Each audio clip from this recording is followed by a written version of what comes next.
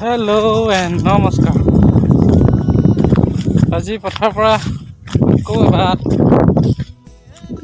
আহিছোঁ। এতিয়া দুপৰীয়া আপোনাৰ বাজিছে এটা, মানে খানা খাব হ'ল।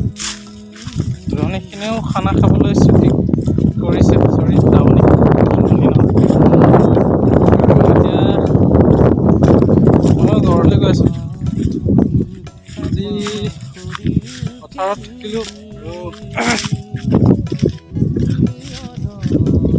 ধানৰ বোজাসমূহ অলপ উলিয়াই দিলোঁ। বৰষুণ দিছিলে যে ভিজি আছিলে, আৰু সেইটো কাৰণে ৰাতিপুৱা ইফালে থাকিলোঁ। ৰাতিপুৱা যাব পৰা নগ'ল সেইটো চাইডে। এতিয়া আকৌ দুপৰীয়া ভাত খাবলৈ গৈ আছোঁ। ভাতো খোৱা নাই আজি ৰাতিপুৱাৰ পৰা, খাইছিলোঁ দুটা। ভোক লাগি আছে, অলপ আজি আৰম্ভ কৰিছোঁ। চাই থাকিব, কি কি কৰি আছোঁ দেখাম বাৰু।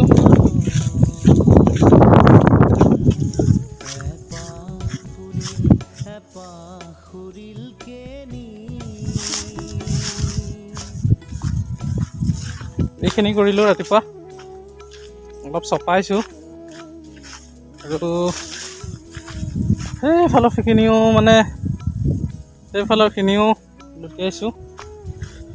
চাওঁচোন আৰু কি দেখাব পাৰোঁ, চাই থাকিব।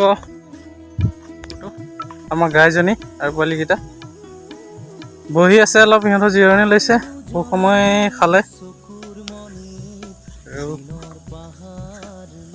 আশা কৰিছোঁ আপোনালোকে ভালে আছে, ময়ো ভালে আছোঁ বাৰু। পথাৰত বতাহ বেছি, যাৰ কাৰণে মাতটো অলপ ভাল আহিব নোৱাৰে চাগে, এডজাষ্ট কৰিব দেই।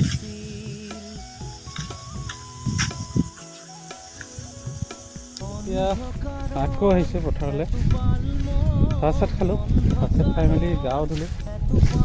গা ধুলোৱাৰ পিছত ভাবিলোঁ পথাৰ ফালে যাওঁ, আৰু 3টা বাজিছে।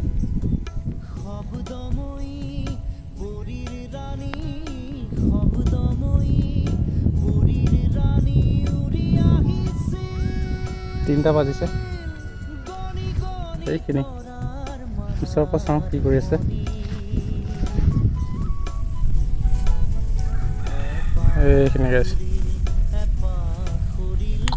এইখিনি হৈছে আমাৰ দাৱনীখিনি। বহুত কষ্ট কৰি আছে দেই তেখেতসকলে। আজি 7 দিন হ'ল, আৰু মই হ'লে পহৰাদাৰ, কামবোৰ নিৰীক্ষণ কৰি আছোঁ। সকলোৱে ভালছে কাটিছে বাৰু। এইটো হৈছে পানী জগ, পানী আনি দিছিলোঁ তেখেতসকলক। যিটো গৰম বেছি, পানী খাওঁ লাগিছিলে। আবেলি হৈছিলে, তেখেতসকলে খৰকেইটাকে কাটি আছিলে, কাৰণ আবেলি আজিকালি সোনকালে হয়, গম পাইছে সকলোৱে। 4:30 বজাত বেলি ডুবিয়ে যায় প্ৰায়। সেইটো বোজাটো বান্ধি আছে বাইদেউজনী, কি ধুনীয়াকৈ।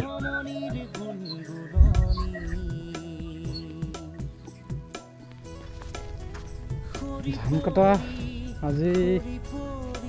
আজিৰ কাৰণে সমাপ্ত দিছে, আৰু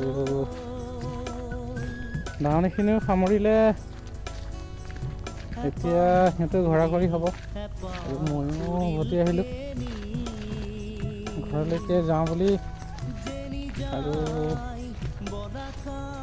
গাইটো পোৱালিটো আছে, সিহঁতকো লৈ যাওঁ। যদিও প্ৰায় ডুবিছে, এন্ধাৰ হ'বলৈ আৰম্ভ হৈছে। তাকে এইখিনি আজি আছিলে আমাৰ ধান কটা। আপোনাৰ 8 নম্বৰ দিন ধান কটা, মোৰ 7 নম্বৰ দিন পথাৰত। আৰু যিহেতু আজি 24 নৱেম্বৰ, লাচিত দিৱস, অসমৰ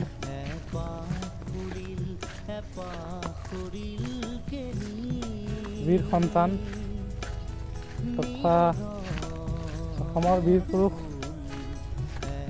আজি এই লাচিত দিৱসৰ শুভকামনা তেখেতক এই ভিডিঅ'ৰ যোগেদি সোঁৱৰিছোঁ। আৰু প্ৰত্যেককে লাচিত দিৱসৰ শুভেচ্ছা জনাইছোঁ।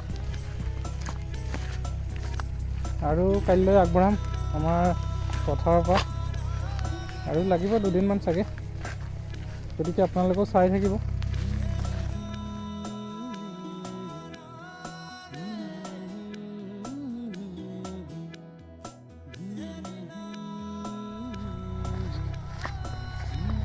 ধৰিব পাৰিছেনে নাজানো, এয়া ট্ৰেক্টৰে আকৌ হাল মাৰি আছে। গাটো বেয়া বোলে, যদিও হাল ট্ৰেক্টৰখন লৈ আহিছে। ল'ৰাজনক লগাব পাৰিলেই হয়, কিন্তু নাই, পইচা বচাব লাগে। এতিয়া ঘৰলৈকে যাওঁ, গৰুখিনি লৈ যাওঁ আৰু দেখাই আছোঁ বাৰু দেই। একেবাৰে চিধা 25 নৱেম্বৰত পশ্চিম তেজপুৰ আঞ্চলিক বড়ো ছাত্ৰ সন্থাই আয়োজন কৰা এই ফুটবল প্ৰতিযোগিতাত ফাইনেল চূড়ান্ত মেচখনত উপস্থিত হৈছিলোঁ।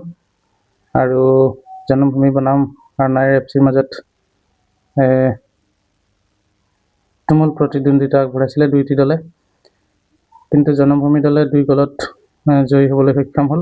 আৰু যাৰ দেখিছে তেখেতসকলৰ পৰম্পৰাগত নৃত্য, তাৰ মাজতে খেলুৱৈসকল কিছু খেল প্ৰদৰ্শন কৰাৰ দৃশ্যও দাঙি ধৰিছোঁ।